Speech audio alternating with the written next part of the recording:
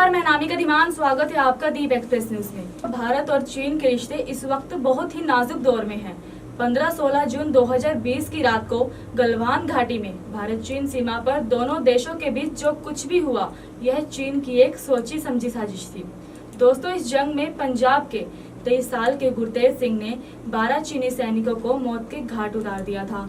इस योद्धा पर चीनी सैनिकों ने एक साथ हमला किया, फिर भी ये योद्धा सभी सैनिकों को मारकर उठता है और पगड़ी बांधता है। पीछे उस पर फिर एक दुश्मन सैनिक तलवार से हमला करता है, लेकिन धन्य है यह योद्धा जो फिर उठता है और उस दुश्मन को भी ढेर कर देता है। फिर यह लाल हमेशा के लिए भारत माँ की गोद में सो जाता है। गुरतेज सिंह की इस बहादुरी से हमें महान सिख योद्धा जनरल जोरावर सिंह की याद आती है। उन्होंने भी इसी सीमा पर सदियों पहले तिब्बती सैनिकों से लोहा लिया था। एक कहावत है कि इतिहास एक बार खुद को दोहराता जरूर है।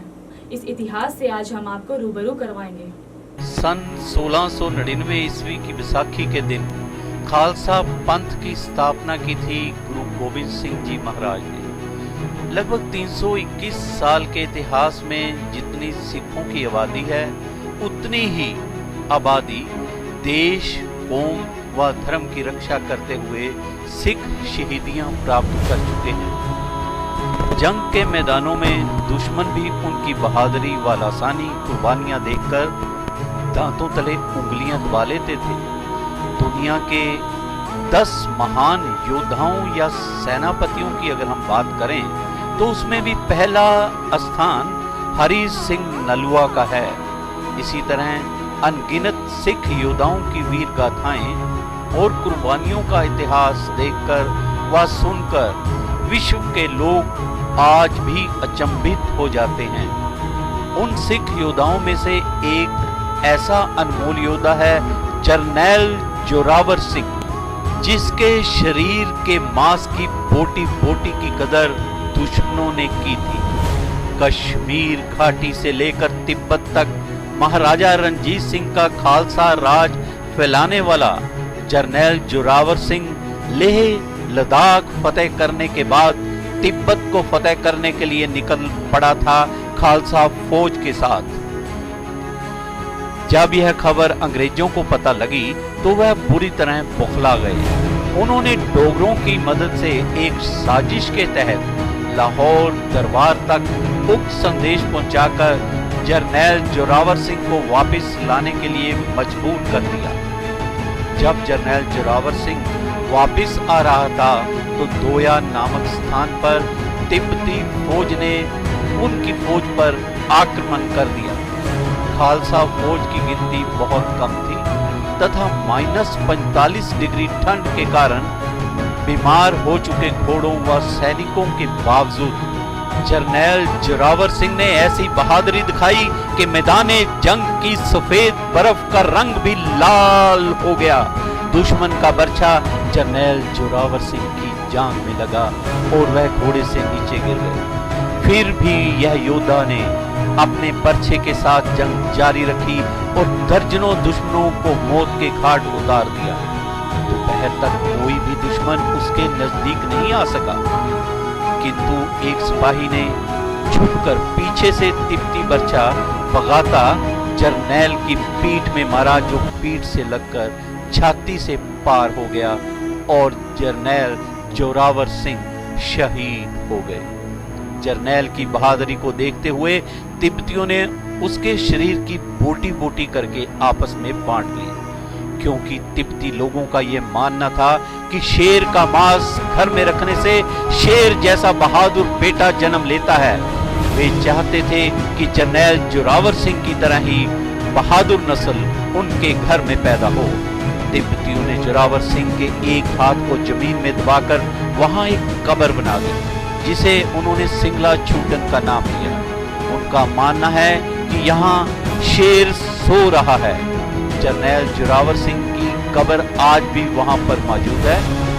तिब्बती गर्भवती महिलाएं आज भी उस कब्र पर माथा टेक कर अपने होने वाले बच्चे के लिए जनरल जोरावर सिंह जैसा बहादुर होने की कामना करती हैं। तिब्बत के जिस इलाके डोकलाम के लिए आज भारत चीन में तकरार चल रही है, वो इलाका 1841 ईस्वी में सिख राज का हिस्सा था, जिसका सबूत है टकलाकोट में जोरावर फोर्ट किला, जो जरनैल जोरावर सिंह ने तैयार करवाया था और खालसा राज के झंडे वहां पर झुलाए थे।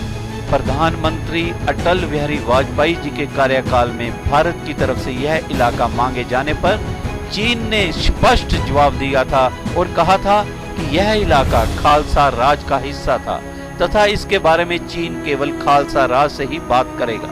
जरनैल जोरावर सिंह के नाम पर भारत सरकार ने एक डाक टिकट भी जारी किया हुआ है। ऐसा माना जाता है कि इतिहास अपने आप को दोहराता है, समय अपने आप को एक बार फिर इतिहास के पन्नों को खोलते हुए आगे बढ़ता है। सिर्फ 23 साल का एक नौजवान, हंसता मुस्कुराता सिख नौजवान, जिसकी अभी मूछें भी पूरी तरह से नहीं आई थी और गलवान की लड़ाई में शहीद होकर वीर गति को प्राप्त हो गया। इस वीर योद्धा का नाम था गुरतेज सिंह।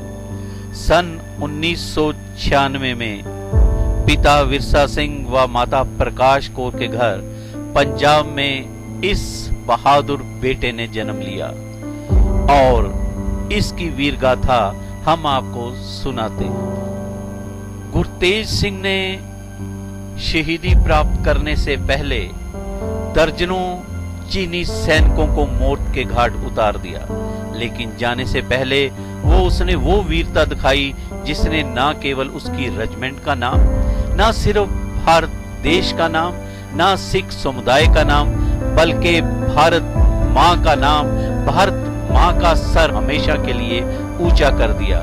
उस बहादुर का नाम है गुरतेज सिंह, जिसने गलवान की लड़ाई में एक नहीं, दो नहीं, बल्कि 12 चीनी सैनिकों को मौत के घाट उतारा, और वो भी तब जब 4 चीनी सैनिकों ने उसे पकड़ा हुआ था। वाह रे गुरतेज, साबित कर दिया कि ऐसा क्यों कहा जाता है कि एक अकेला सिख 1.25 लाख के बराबर होता है। आज जब वह शहीद गुरतेज की बहादुरी और शहादत की बात हम कर रहे हैं तो हमारी आंखों में गर्व के आंसू हैं और सर ऊपर हो जाता है। शहीद का वीडियो है दोस्तों, पूरा देखना और अपनी आंखों में बसा लेना। दोस्तों, यह कहानी उन चंद सैनिकों की कहानी में से एक है जो सीमा पर तैनात हमारी फौजों से हम तक पहुंची है। यह सरकारी जरिए से अभी तक हमारे पास नहीं पहुंची, बल्कि खुद हमारे वीर जवानों ने इस बेमिसाल शहीद की कहानी एक पत्रकार तक पहुंचाई।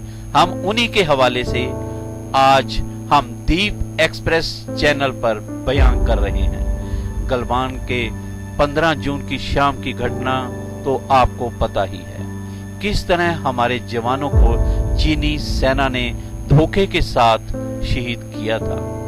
कुछ सीधे हमले में शहीद हुए तो कुछ नदी में गिर के शहीदी प्राप्त कर गए, और उसके बाद हमारी फौज को तुरंत जवाबी हमला करना था।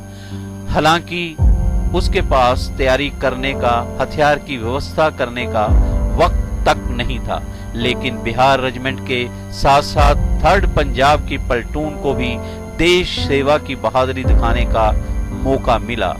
इस प्लाटून का नाम ही घातक प्लाटून है और उसने यह दिखा दिया कि उसका नाम घातक प्लाटून क्यों है। वह उन बिहार रेजिमेंट की मदद के लिए पहुंची और चीनी सैनिकों पर वो कहर बरपा दिया कि गलवान की लड़ाई को चीनी फौज सपने में भी नहीं सोच पाएगी और भुला पाएगी। और इस लड़ाई में जो जवान असाधारण वीरता दिखाकर शहीद हुए, गुरतेज सिंह ने इतिहास दोबारा दोहरा दिया। जरनैल जोरावर सिंह ने जो बर्फ लाल की थी दुश्मनों के लहू के साथ, वही गुरतेज सिंह ने कर दिखाया। दर्जन भर चीनी सैनिकों के लहू से उसने वो बर्फीली जगह को फिर लाल कर दिया। और इस लड़ाई में जो जवान असाधारण वीरता दिखाकर शहीद हुए, उनमें से एक था गुरतेज सिंह। जो सिख जवान रेजिमेंट के लिए दौड़े उसमें 3rd पंजाब प्लाटून के साथ मीडियम आर्टिलरी के सिख गार्डर भी थे। इन लोगों के पास सिर्फ अपनी लाठियां, किरपानें थी, कोई बड़ा हथियार नहीं था, लेकिन ये वीरता के जोश में इतने मदहोश थे कि उन्होंने एक बड़े हथियार की कोई परवाह नहीं की और जो बोले सो निहाल, सत श्री अकाल का नारा लगाते हुए चीनियों पर टूट पड़े और उनकी वीरता देखते ही बनती थी। गुरतेज सिंह के साथी जवान बताते हैं कि 4 चीनी सैनिकों ने गुरतेज पर हमला किया। उन्होंने उसे चारों तरफ से घेर लिया था और उसको मारने ही वाले थे कि उस वीर ने बोले सो निहाल का गगनभेदी नारा लगाया और उनमें से 2 को झटक कर उनकी पकड़ से बाहर निकल गया। उसके बाद जो सब किया वो गुरु के आशीर्वाद से कोई गुरु का खालसा ही कर सकता है। गुरतेज ने चारों पर हमला किया और 2-2 को घसीट कर पहाड़ी पर ले गए और चारों खाने चित करते हुए उन्हें हमेशा के लिए नींद की गोद सुला दिया। इसी दौरान गुरतेज का भी संतुलन बिगड़ गया, लेकिन किसी तरह वह चट्टान का सहारा लेकर उसने खुद को नीचे गिरने से बचा लिया। 4 चीनियों को नरक में पहुंचाने के बाद गुरतेज की दलेरी इतनी थी कि वो और चीनियों पर भूखे शेर की तरह टूट पड़ा। अपनी कृपान से एक चीनी का गला रेतने के बाद उसका हथियार छीन लिया और दूसरे 7 चीनियों को मार गिराया। इसी तरह एक चीनी ने उसकी पीठ में तलवार घोंप दी।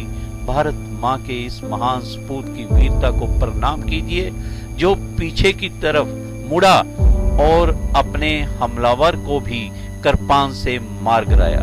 जब गलवान की खूनी लड़ाई खत्म हुई तो गुरतेज सिंह वीर गति को प्राप्त हो चुका था, लेकिन उसके हाथों मारे गए 12 चीनियों की लाशें गुरु गोविंद सिंह की उस अमर पंक्तियों को याद दिला रही थी कि 1.25 लाख से 1 लड़ाऊं तभे गोविंद सिंह नाम कहूं।